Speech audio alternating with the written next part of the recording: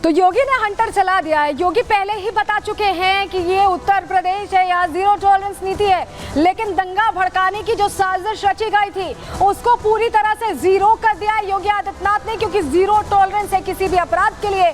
और अगर दंगा भड़काने की कोशिश की गई तो हश्र क्या होगा, अंजाम क्या होगा, ये बता दिया है योगी आदित्यनाथ ने। क्योंकि अब बहराइच में शांति है। जिन्होंने कोशिश की थी, जिन्होंने भड़काने की साजिश रची थी, सबको जीरो कर दिया गया है बहराइच में। क्यों हम ऐसा कह रहे हैं आपके सामने, अब चलिए जल्दी से जानकारी रख देते हैं, आपको बताएं कि बहराइच में इस वक्त हालात कैसे। चलिए जल्दी से आपको हम बता देते हैं कि बहराइच में अभी स्थिति कैसी है, वहां क्या हो रहा है, वो जानकारी आपके सामने अब हम स्क्रीन पर रख रहे हैं। चलिए ग्राफिक्स दीजिए।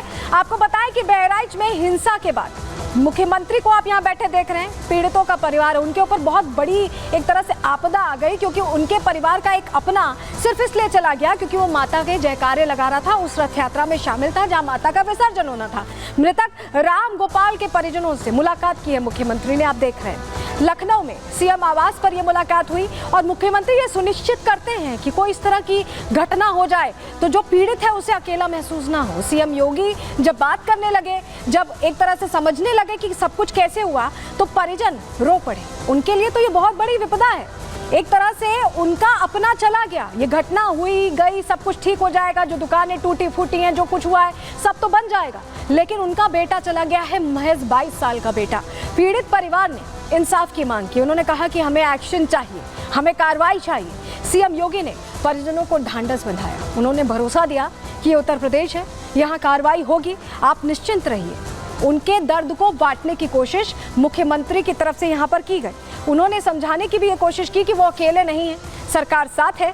दोषियों पर सख्त एक्शन की बात कही योगी आदित्यनाथ ने। उन्होंने कहा कि यहाँ पर कोई भी कोर कसर नहीं छोड़ी जाएगी। सख्त रवैया अपनाते हुए कड़ी कार्रवाई की बात उनकी तरफ से कर दी गई। और आपको ये बताएं कि उन्होंने ये भी कहा कि अभी ऐसी स्थिति अब दोबारा ना हो, इसको लेकर हम निर्देश पहले ही जारी कर दे रहे हैं। चलिए अब आपको चलिए जल्दी से एक जरा तस्वीर दिखा देते हैं। अभी हमने आपको बताया कि कैसे मुलाकात हुई है, लेकिन तस्वीर चलिए जल्दी से आपके सामने रखेंगे। ये देखिए, यहाँ पर आप देख रहे हैं सीएम योगी से मुलाकात हो रही है और परिवार अपनी एक एक बात जाहिर कर रहा है।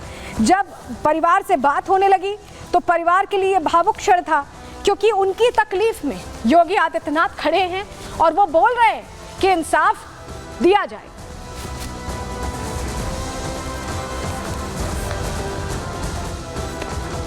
परिवार वालों से मुलाकात के बाद सीएम योगी ने मदद का भी ऐलान किया। वहीं आपको ये भी बताएं कि परिवार ने मुलाकात के बाद ये संतोष जाहिर किया, उन्हें भरोसा है कि इस सरकार में कार्रवाई होगी, इंसाफ भी मिलेगा। सुनिए जरा क्या कहना है परिजनों का। खून चाहिए, जैसे हमारे पति को मारा गया ऐसे उन लोगों को भी मारा जाए, और कुछ नहीं चाहिए उनसे, और हमारी कोई मांग नहीं है।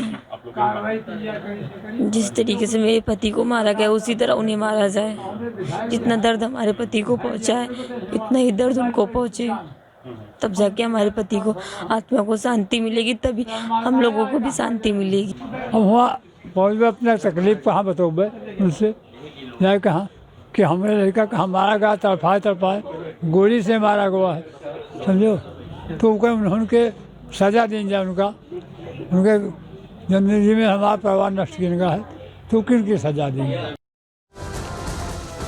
तो सुना अपने परिवार को। और चलिए अब आपको दिखाते हैं कि कैसे वहां पर माहौल ठीक करने के लिए तुरंत एक्शन लिया गया। चलिए जल्दी से आपको तस्वीर देते हैं। बहराइच में फोर्स की तैनाती, आप देखिए तस्वीर बताने के लिए काफी है कि कैसे हालातों को नियंत्रण में करने के लिए तुरंत योगी एक्शन में आए। उन्होंने कल ही बैठक भी की थी, रिपोर्ट भी कल शाम तलब की, और उसके बाद 6 जिलों के आसपास की जो अतिरिक्त फोर्सेज हैं वो भेज दी गई बहराइच में, क्योंकि बहराइच में जो कुछ हुआ उसको लेकर सरकार बहुत गंभीर है और चप्पे चप्पे पर नजर है।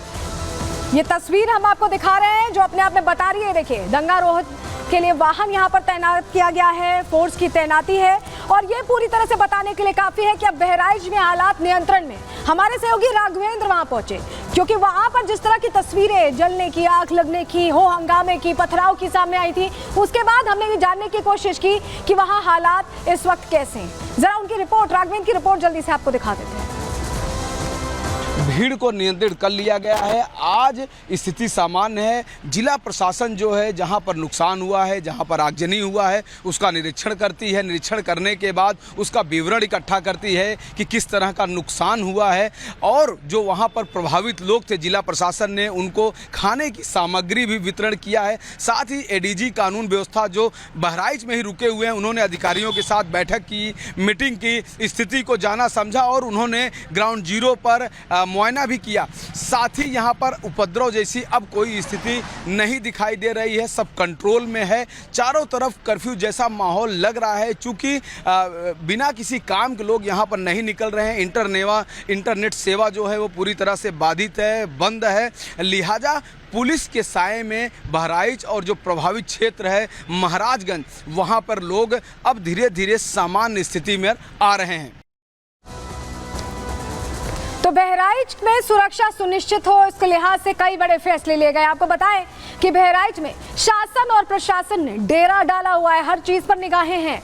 एंट्री कैसे हो रही है, पहले आधार कार्ड चेक किया जा रहा है और उसके बाद ही एंट्री की जा रही है। बहराइच में फिलहाल इंटरनेट सेवा बंद की गई है, जिससे लोग भीड़ इकट्ठा ना कर पाए, मास मैसेजिंग ना कर पाए, और प्रशासनिक अपील भी ये है कि आप अफवाहों पर ध्यान ना दें, क्योंकि वहां पर पुलिस व्यवस्था खुद ही मुस्तैद है और वो हर चीज देख रहे हैं। सुरक्षा के लिहाज से बहराइच की किलेबंदी इसलिए कर दी गई है कि कोई हिंसा दोबारा ना हो।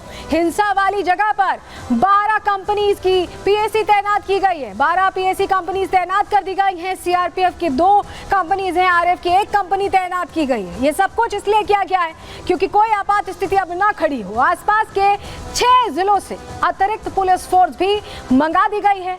4 आईपीएस मौके पर हैं, 2 एएसपीज मौके पर हैं और 4 सीओज मौके पर तैनात किए गए।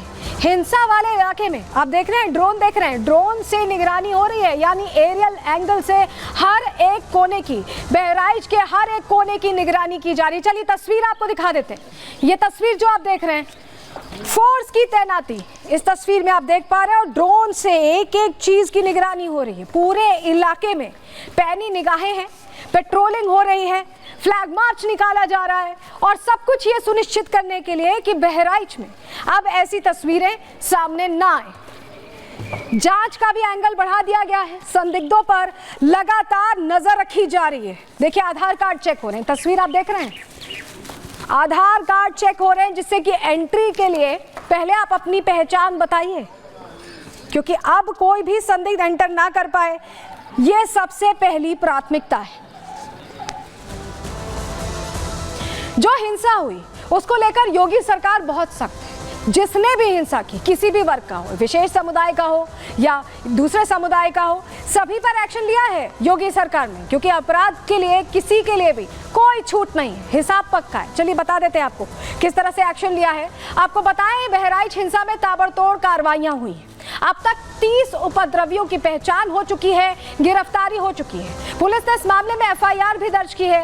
एफआईआर में 10 लोगों को आरोपी बनाया गया है, 4 आरोपियों को नामजद किया गया है। राम गोपाल के हत्यारों की तलाश इस वक्त तेज कर दी गई है। पुलिस की कई टीमें तलाश में जुटी हुई हैं। आरोपी अभी तक गिरफ्त से बाहर है, लेकिन ज्यादा वक्त तक गिरफ्त से बाहर नहीं रह पाएंगे, इसकी पूरी कोशिश है और इसको लेकर लगातार कार्रवाई की जा रही है।